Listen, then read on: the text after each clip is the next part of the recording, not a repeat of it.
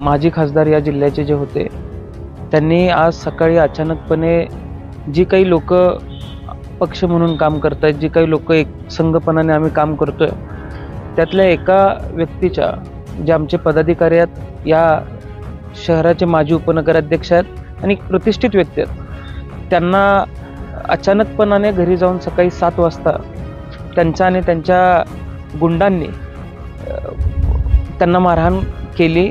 कवठे मंकाळमध्ये सध्या नगराध्यक्ष पदाच्या निवडणुका चालू आहेत आणि त्यात आपला कुठेतरी पराभव होतोय की काय या भीतीने माजी खासदार या जिल्ह्याचे जे होते त्यांनी आज सकाळी अचानकपणे जी काही लोक पक्ष म्हणून काम करतायत, जी काही लोक एक संघपणाने आम्ही काम करतोय, त्यातल्या एका व्यक्तीच्या, जे आमचे पदाधिकारी आहेत, या शहराचे माजी उपनगराध्यक्ष आहेत आणि प्रतिष्ठित व्यक्ती आहेत, त्यांना अचानकपणाने घरी जाऊन सकाळी 7 वाजता त्यांच्या आणि त्यांच्या गुंडांनी त्यांना मारहाण केली आणि मारहाण करत असताना त्यांचे घरचे, मग आई असतील, पत्नी असतील, यामध्ये आल्या।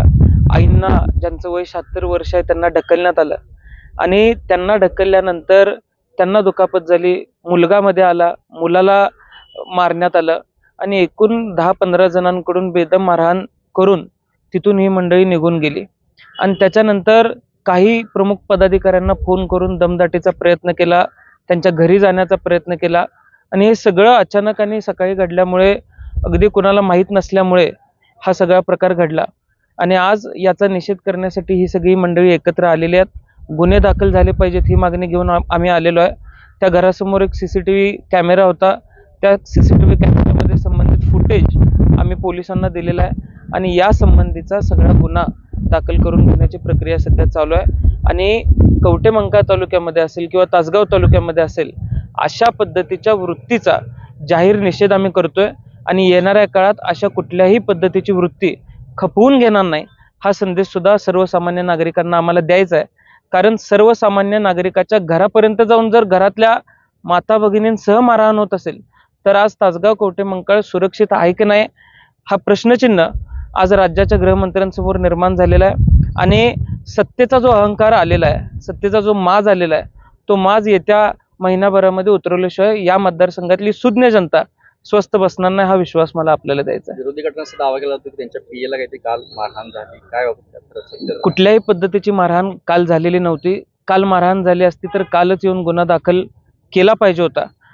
एखाद्या घटनेचा अप्रचार कशा पद्धतीने करावा हे जर कुणाकडून शिकायचं असेल तर ते यांच्याकडून शिकण्यासारखं आहे। आणि या मतदारसंघातली जनता सुज्ञ आहे की अशा पद्धतीची कृत्य कोण करू शकतं हे या मतदारसंघातल्या नागरिकांना चांगलं माहिती आहे। त्यामुळे अशा पद्धतीचा अप्रचार जे करायचा प्रयत्न करतात हे लोकांना पटणार नाही, त्यामुळे असा बालिशपणा त्यांनी थांबवला पाहिजे असं मला वाटतं। नगरपालिकेच्या निवडणुकीच्या निमित्तानं काल संध्याकाळी, सायंकाळी म्हणजे संध्याकाळी माझ्या PA जो आहे खंडू होवाळे म्हणून, त्या PAला या दोघा तिघांनी थांबवून काल रात्री मारहाण केली। रात्रीची वेळ होती, वाद होऊ नये, भांडण होऊ नये म्हणून PAनं काही रात्री कुणालाही सांगितलं नाही। सकाळी लवकर माझ्याकडे तो आला आणि मला रात्री मारहाण केलेली आहे। आयाज आणि त्याच्याबरोबर 2 जण होते, त्यामध्ये त्यांनी ते बाळासाहेब पाटलांचं एक नाव घेतलेलं आहे आणि पिंटू कोळेकर, अशी 3 थांबल्यामुळं ह्याला थांबवलं आणि तिथं मारहाण केली। सकाळी मी विचारायला गेलो, त्यावेळेला सुद्धा अतिशय अर्वाच्यपणानं मी त्याच्या घरी गेलो। माझ्या PA पर्यंत मारहाण करण्याची मजल जर यांची होत असेल तर ही गोष्ट चांगली नाही। आणि तो दलित समाजाचा माझा PA आहे, तुला काय विचारायचं असेल ते आम्हाला विचार। त्यावेळी उद्धटपणाची भाषा आली, एकेकाला ताणून मारायची आम्ही सांगितलेलं आव्हान दिलेलं आहे। पुन्हा आज सांगतो, अशा पद्धतीनं पुन्हा अरेरावीची, अंगावर येण्याची भाषा ज्यावेळी झाली त्यावेळेला माझ्या बरोबर असणाऱ्या मुलानं त्यांना 2 मुस्काडीत मारले, ही वस्तुस्थिती आहे, नाकारत नाही। आणि रात्री हे प्रकार घडण्याचं कारण, रात्री माझ्या PAला यांनी मारहाण केलेली आहे। आमची फिर्याद दाखल एक अर्ध्या पाऊण तासात आम्ही करतोय। वाद वाढू नयेत, गावागावात तणाव वाढू नये म्हणून आम्ही त्या गोष्टी पांघरून घालायचा प्रयत्न केला, पण काही भंपक माणसांना हे राजकारण करायची इच्छा होती असं मला दिसतंय। तेव्हा आम्ही या भूमिका निश्चितपणानं आमच्या मांडून पोलीस स्टेशनला आमची फिर्याद दिली जाणार आहे.